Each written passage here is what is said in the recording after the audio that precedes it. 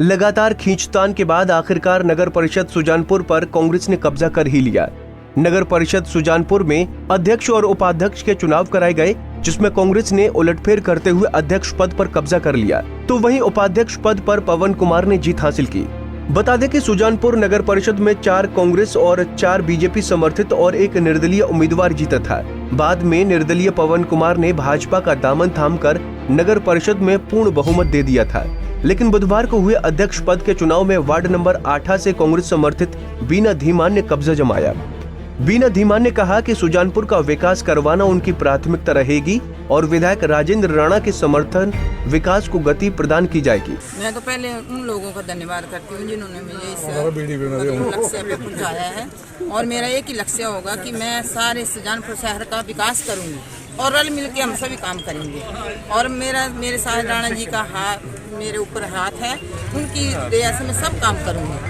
वहीं उपाध्यक्ष पवन कुमार ने कहा कि विकास कार्यों में सबको साथ लेकर काम किया जाएगा। सबसे पहले मेरा संदेश है कि सभी सुजानपुर वासी जो मेरे अपने भाई जो भाई बंधु हैं सारे, मैं उनके कार्य कहने से कार्य करूंगा। जो उनको ज़रूरत है उसको मैं पूरा करूंगा, और जो सुजानपुर के विकास के लिए जो मेरे से काम होंगे मैं उसको पूरा करूंगा। वहीं इस जीत पर कांग्रेस IT सेल के चेयरमैन अभिषेक राणा ने कहा कि बीजेपी ने कई षड्यंत्र रचे, लेकिन आखिरकार जीत सच्चाई की हुई है और आखिरकार सच्चाई की बदौलत अब आगे सुजानपुर में अथाह विकास करवाया जाएगा। पिछले कुछ दिनों में बहुत अफसोस की बात है कि कुछ जो नेता हैं भाजपा के यहाँ पर तथाकथित, उन्होंने कई तरह के षड्यंत्र रचने का प्रयास किया। सरकार का जो प्रशासन है उसका दुरुपयोग किया, लेकिन अंततः जो है सच्चाई की जीत हुई और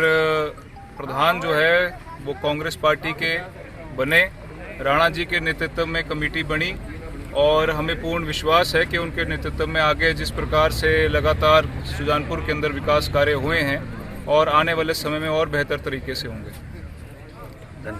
में प्रधान पद को लेकर कि पूरे 5 साल तक ही बीना धीमान जी पूरे 5 साल तक रहेंगी प्रधान। कोई समझौते वाली बात नहीं है। समीक्षा की जाएगी कि एक वोट को लेकर जो कमी रही है हमारे उप प्रधान को लेकर, उसके ऊपर समीक्षा पार्टी संगठन करेगा।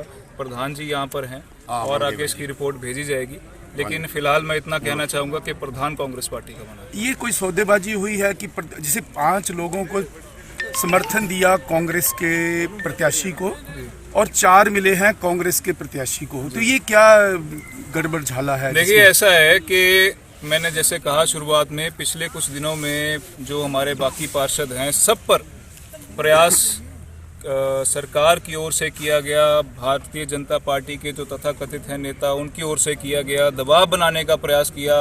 रात रात में जो उनके पार्षदों के घरों के जो सदस्य हैं उनके ऊपर दबाव बनाया गया। रातों तक उनके पास बैठे रहे कि हमें वोट दीजिए, लेकिन अंततः वोट जो है और जिस प्रकार से चीज़ें तय की गई थी, 4 कांग्रेस के थे, 4 भाजपा के थे और 1 आज़ाद था। अब इसकी पुष्टि जो है अभी यहाँ पर नहीं, लेकिन एक वोट जो जिसकी कमी रही उसकी समीक्षा संगठन करेगा, क्योंकि वोट बराबर के पड़ने चाहिए थे।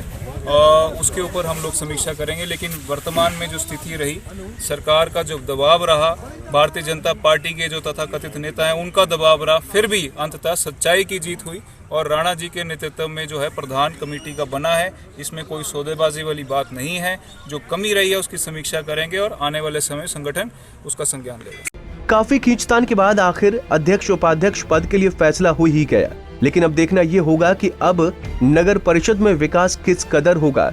पंजाब केसरी टीवी के लिए हमीरपुर से अरविंदर सिंह की रिपोर्ट।